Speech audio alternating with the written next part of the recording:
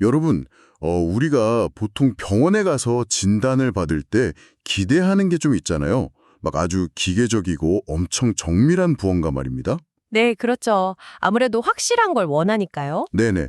예를 들면 팔이 부러져서 엑스레이를 딱 찍으면 그 삐죽삐죽한 하얀 선을 보고 의사 선생님이 여기 뼈가 어긋났네요 하고 명확하게 짚어주는 것처럼요. 아, 흑백이 완전 분명하잖아요. 고장 났거나 아니면 멀쩡하거나. 맞아요.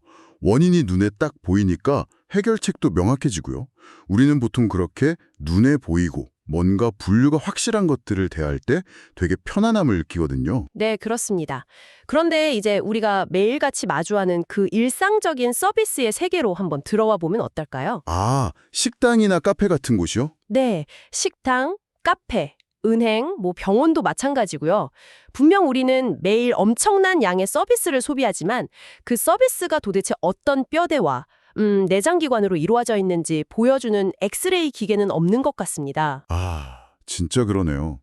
그냥 오늘 저 직원은 친절하네. 혹은 여기는 왜 이렇게 일 처리가 답답하지? 이 정도로만 막연하게 느끼곤 하잖아요. 바로 그 지점이 재미있는 포인트입니다. 사실 우리가 막연하게 친절이나 분위기라고 부르는 그 보이지 않는 영역이야말로 기업의 생존을 결정짓는 가장 치열하고 복잡한 운영 전략이 충돌하는 최전선이거든요. 최전선이요? 와, 네, 그 이면에는 정말 수백 번의 수정과 아주 치밀한 계산이 깔려 있습니다. 바로 그거죠. 그래서 오늘 우리의 심층 분석의 미션은 바로 그 보이지 않는 서비스의 뼈대를 완전히 해체해보는 겁니다. 기대되네요. 오늘 다룰 자료는 서비스 운영 전략이라는 비즈니스 프레임워크를 심도 있게 다룬 아주 흥미로운 내용인데요. 여러분, 최근에 어떤 매장에서 정말 감동적인 서비스를 받았거나 아니면 반대로 진짜 다시는 가고 싶지 않다 이런 끔찍한 경험을 한 적이 있으신가요? 다들 한 번쯤은 있으실 겁니다. 그렇죠. 오늘 이 자료를 분석하고 나면 그 경험들이 결코 그날 직원의 기분 탓이나 막 단순한 우연이 아니었다는 걸 알게 되실 겁니다. 자, 이 내용을 하나씩 한번 풀어보죠. 네, 시작해 볼까요? 이 자료에서 가장 먼저 강조하는 건 아주 근본적인 이야기부터입니다. 바로 기업의 뼈대를 세우는 경영 전략의 피라미드 구조죠. 피라미드 구조요? 네, 무언가를 팔거나 서비스를 제공하기 전에 이 조직이 도대체 왜 존재하는지에 대한 철학부터 묻고 시작하는 겁니다. 그 부분을 읽으면서 저는 약간 건물을 짓는 것과 되게 비슷하다는 생각이 들었어요. 피라미드 제일 꼭대기에 미션이 있잖아요. 그렇죠. 미션이 최상단이죠. 이건 마치 이 건물을 왜 짓는지, 막 도서관을 지을 건지, 쇼핑몰을 지을 건지 결정하는 근본적인 철학이겠고요. 그 아래로 비전과 목표가 있고 가장 밑바탕에는 구체적인 전략들이 쫙 깔려 있어요. 재무, 마케팅, 인사 전략 같은 것들이요. 네, 맞습니다. 그러니까 이 밑바탕의 기능 전략들은 실제 건물에 배관을 깔고 전선을 연결하는 아주 구체적인 세부 작업인 거군요. 아주 적절한 비유입니다. 철학이 없으면 뼈대가 흔들리고 배관이 없으면 건물 안에서 사람이 살 수가 없죠. 그쵸, 물이 안 나오니까요. 맞아요. 미샹이 우리는 왜 존재하는가를 묻는 내부적인 존재 이유라면 그 아래의 비전은 바깥 세상, 즉 시장을 향해서 우리는 5년 뒤에 어떤 모습이 될 것이다 라고 선언하는 중장기 목표입니다. 시장을 향하는 선언. 네. 그리고 이것이 정량적인 지표를 갖춘 목표로 구체화되고요. 최종적으로는 앞서 말씀하신 대로 배관을 어떻게 깔 것인지 결정하는 전략으로 내려오는 구조인 거죠. 여기서 정말 흥미로운 부분이 등장하는데요. 그 배관을 어떻게 깔 것인가를 결정할 때 기업들이 마이클 포터의 경쟁 전략 매트릭스로 활용한다는 점입니다. 네, 그 유명한 4가지 매트릭스죠. 원가를 낮출 것인가, 아니면 확고한 차별화를 둘 것인가, 그리고 타겟 고객을 아주 넓게 잡을 것인가, 아니면 특정 계층으로 좁게 세분화할 것인가. 이 2가지 축을 교차해서 4가지 전략이 나오잖아요. 네, 원가 우위, 차별화, 원가 집중화, 차별적 집중화 이렇게 4가지입니다. 네네. 그런데 잠깐만요. 이 부분은 좀 짚고 넘어가고 싶어요. 솔직히 모든 기업이 아닌 모든 브랜드가 다 남들과 다르고 싶어하는 차별화를 원하지 않나요? 굳이 타겟을 좁혀가면서 원가 집중화 같은 빡빡한 전략을 택하는 이유가 대체 뭘까요? 여기서 주목할 만한 흥미로운 점은 세상에 그 어떤 거대 기업도 무한한 자원을 가지고 있지 않다는 냉혹한 현실입니다. 자원이 무한하지 않다. 네, 모든 사람에게 최고급의 특별한 서비스를 제공하려고 하면 그 기업은 결국 파산할 수밖에 없어요. 그렇겠네요. 돈이 엄청 들 테니까요. 그래서 자원의 한계를 인정하고 타겟을 날카롭게 좁히는 겁니다. 이게 바로 매트릭스에서 말하는 집중하죠. 아하, 그러니까 타겟을 좁힌 상태에서 그들에게 어떤 가치를 줄지 명확히 선택하는 거군요. 맞습니다. 예를 하나 들어볼까요? 특정 지역의 대학생들만을 타겟으로 하는 저가 항공사나 고속버스 회사를 떠올려 보세요. 네네. 이들의 주 고객인 대학생들은 화려한 기내식이나 엄청 넓은 좌석을 원하지 않습니다. 그저 안전하게 가장 싼 가격에 이동하기만을 바라죠. 아, 무조건 싼 게 개고죠, 그때는. 그렇죠. 그래서 이런 기업은 원가 집중화 전략을 택하는 겁니다. 비용을 깎아내는데 모든 걸 거는 거죠. 아, 반대로 특정 동네의 미식가들만을 위한 100% 예약제 프리미엄 오마카세 식당은 어떨까요? 이들은 가격이 비싸더라도 대체 불가능한 아주 특별한 경험을 원하잖아요. 정확합니다. 그게 바로 차별적 집중화입니다. 결국 선택과 집중을 통해서 자신들이 쌓을 무대를 좁히지 않으면 시장에서 흔적도 없이 사라지게 된다는 뜻입니다. 와, 완전히 이해가 가네요. 그러니까 서비스 운영 전략이라는 건 결국 우리가 선택한 고객에게 어떤 가치를 줘서 살아남을 것인가를 결정하는 거군요. 네, 철저한 생존 전략이죠.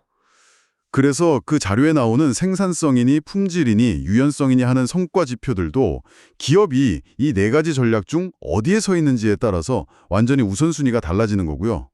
오마카세 식당이라면 품질이 무조건 1순위일 테고 저가 항공사라면 원가와 생산성이 최우선이 될 테니까요. 바로 그겁니다.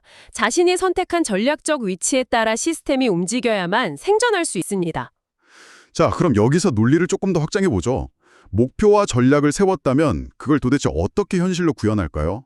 여기서 자료가 제시하는 무대 위와 무대 뒤의 개념이 등장합니다. 아주 중요한 개념으로 넘어오셨네요. 보통 우리는 서비스를 떠올릴 때 나에게 환하게 웃어주는 바리스타나 되게 친절한 은의 창구 직원만 생각하잖아요.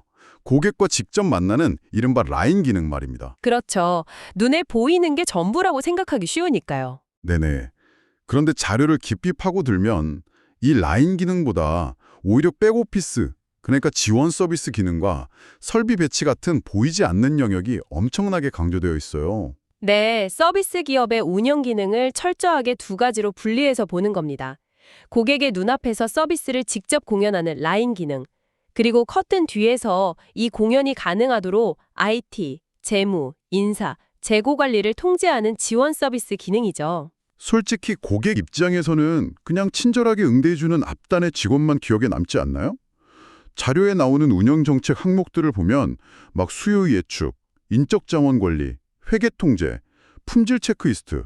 와, 정말 너무 건조하고 딱딱한 경영학 단어들 뿐입니다. 네, 좀 딱딱해 보이긴 하죠. 그러니까요.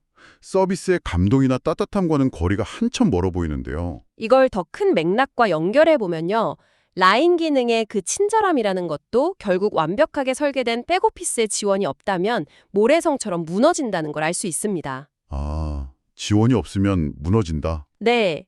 호스트님이 말씀하신 그 건조해 보이는 단어들이 사실은 친절함의 뼈대입니다. 친절함의 뼈대라고요?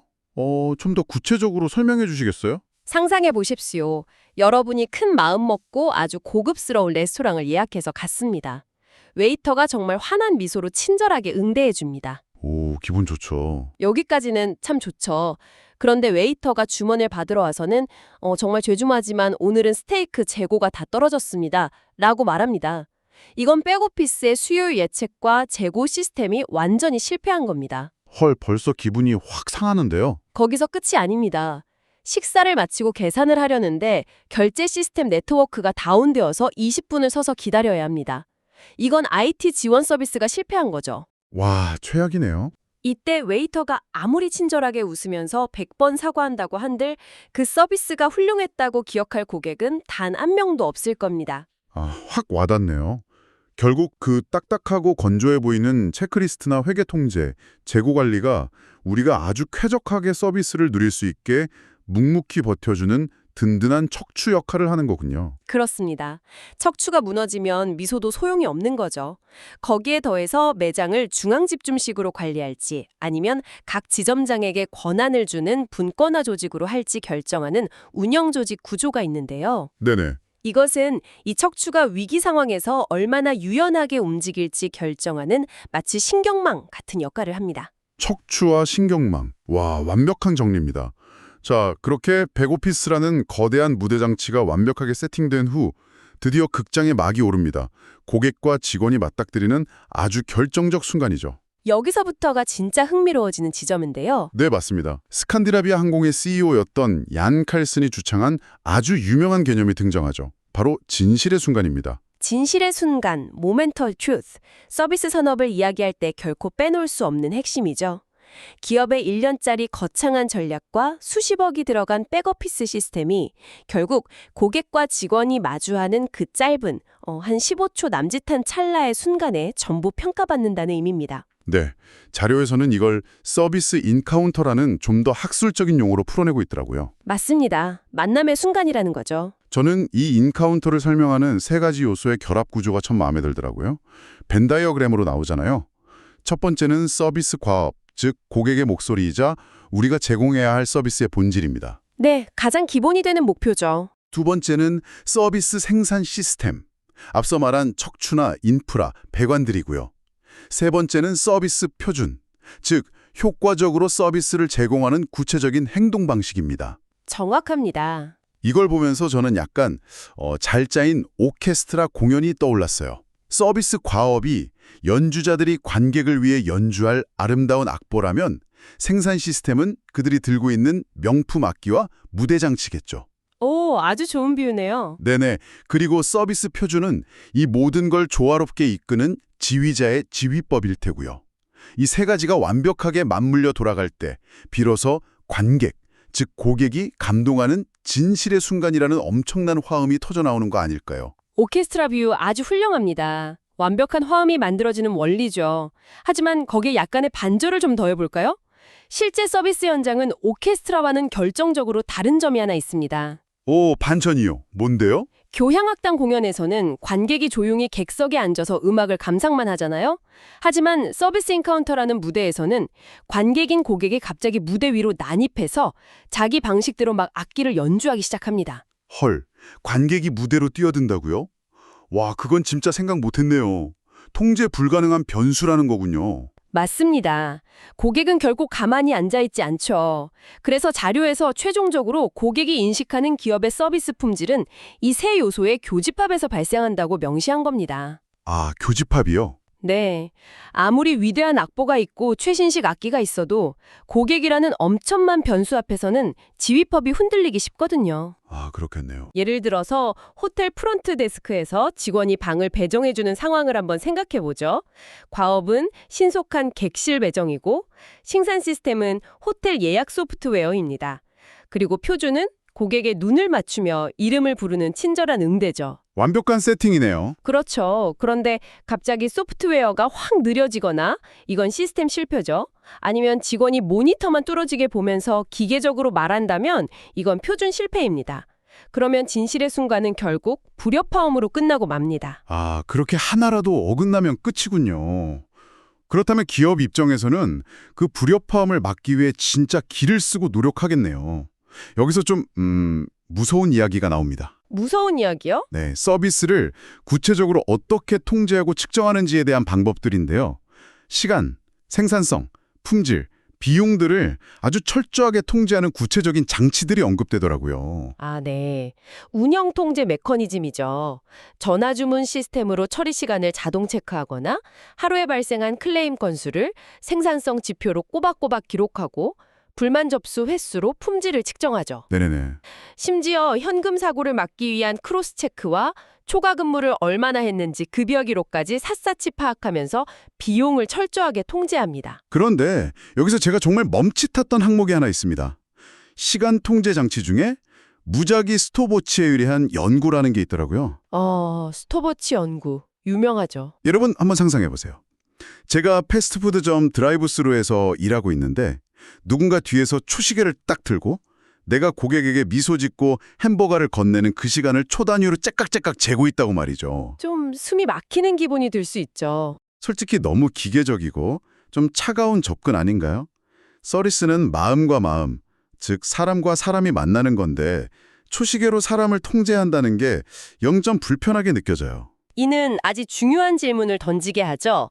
마음에서 우러나오는 서비스와 초시계를 든 통제라는 두 가지가 겉보기엔 완벽한 모순처럼 보일 수 있으니까요. 네, 진짜 모순 같아요.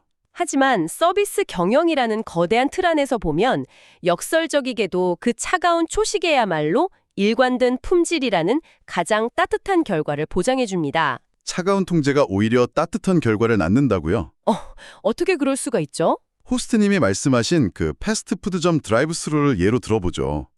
주문 창구 직원 머리 위에 빨간색 숫자로 타이머가 째깍거리며 올라가는 걸 보신 적 있을 겁니다. 보통 90초나 120초를 목표로 하죠. 아, 네. 맥도날드 같은 데 가면 그 화면 있죠. 맞습니다.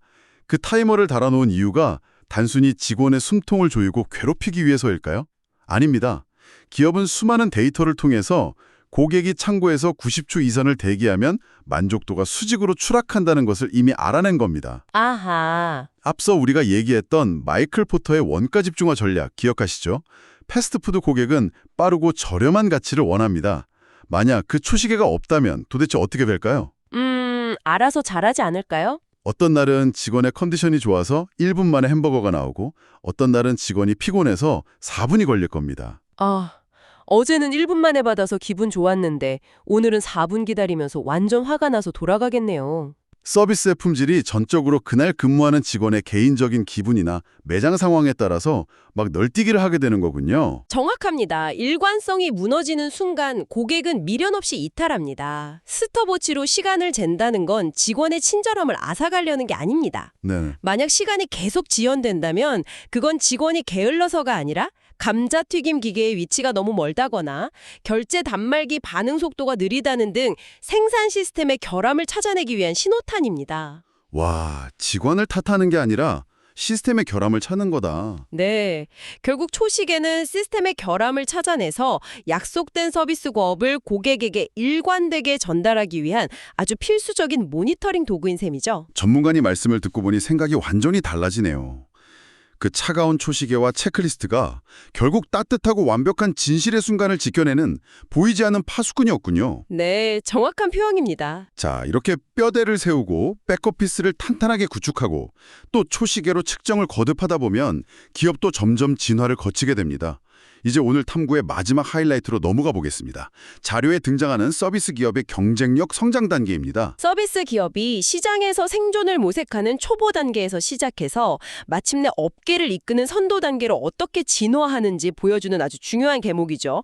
항목별로 쭉 보면 경영진의 시각 자체가 완전히 뒤바뀌는 걸 알 수 있습니다. 네, 단계별 변화를 들여다보면 정말 극적이에요. 예를 들어서 기술이나 장비를 대하는 태도를 한번 볼까? 네, 어떻게 다르죠? 초보 단계 기업은 신기술을 그저 어쩔 수 없이 도입하거나 남들이 하니까 방어적으로 씁니다. 매장에 키오스크를 들이는 이유가 막 단순히 인건비를 줄이자는 비용 절감 차원인 거죠. 가장 흔한 접근 방식이죠. 그런데 선도 기업으로 가면 이 태도가 완전히 공격적으로 바뀝니다. 새로운 시스템을 선도적으로 딱 도입해서 아예 경쟁자가 넘볼 수 없는 새로운 가치를 창출해 버리더라고요. 맞습니다. 단순히 돈을 아끼는 게 아니라 시장의 룰을 바꿔버리는 거죠. 고객을 바라보는 시각도 마찬가지입니다.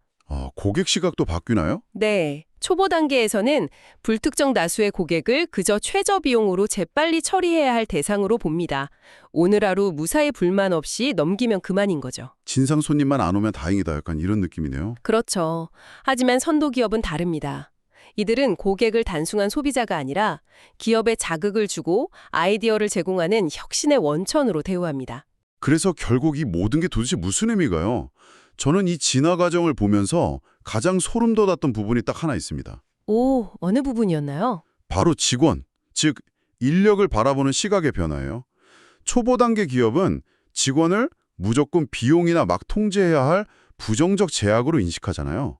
관리자의 역할도 그저 직원이 딴짓 안 하나 감시하는 거고요. 앞서 말한 초시계를 정말 나쁜 의미의 채찍으로만 쓰는 거겠죠. 네, 수동적인 부품처럼 대하는 거죠. 네네. 그런데 최고의 수준에 오른 선도 기업은 완전히 다릅니다. 이들은 일선에 있는 현장 직원을 창의적인 혁신 주도자로 대우하더라고요. 맞습니다. 패러다임이 완전히 바뀌는 거죠. 일선 관리자는 감시자가 아니라 직원들이 새로운 아이디어를 낼 수 있게 돕는 멘토가 되고요.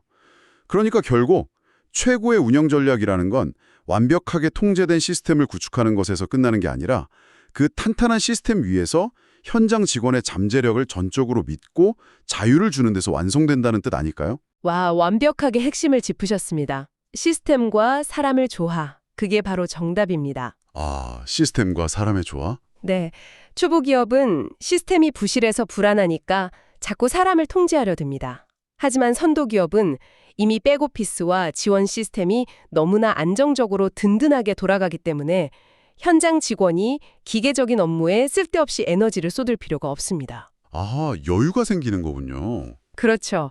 시스템이 척추처럼 딱 버텨주니까 직원들은 매뉴얼을 기계적으로 따르는 걸 넘어서서 어떻게 하면 이 고객을 더 기쁘게 할까? 이런 걸 고민할 여유를 갖게 되는 거죠. 자료에서 선도 기업의 특징을 지속적 개선으로 고객 감동을 높인다라고 표현한 이유가 바로 여기에 있습니다. 와, 맹목적인 통제를 넘어서 자율과 혁신으로 나아가는 것. 이것이 진정한 인류 서비스 기업의 운영 철학입니다. 와, 오늘 우리 정말 깊이 파고들었네요.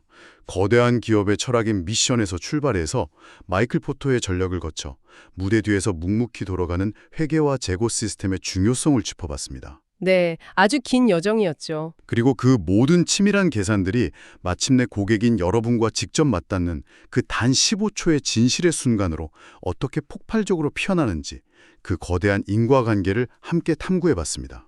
숨막히게 차가운 무작위 스톱워치 뒤에 숨겨진 그 일관된 품질의 비밀부터 단순한 통제의 대상을 넘어서 서비스 혁신의 주도자로 성장하는 직원의 서사까지 말이죠. 일상적인 서비스라는 것이 얼마나 다층적이고 매력적인 과학의 영역인지 확인할 수 있는 아주 흥미로운 시간이었습니다. 맞습니다.